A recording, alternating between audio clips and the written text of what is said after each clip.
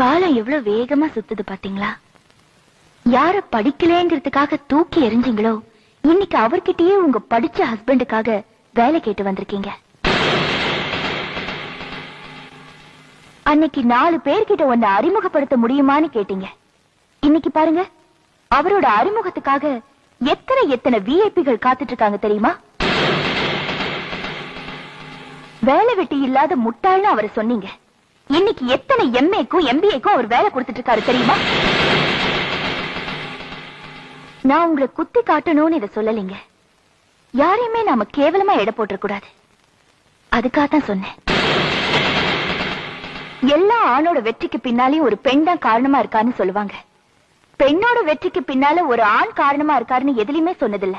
ஆனா நான் சொல்றேன், என்னோட வெற்றிக்கு பின்னால என் ஹஸ்பண்ட் தான் காரணமா இருக்காரு.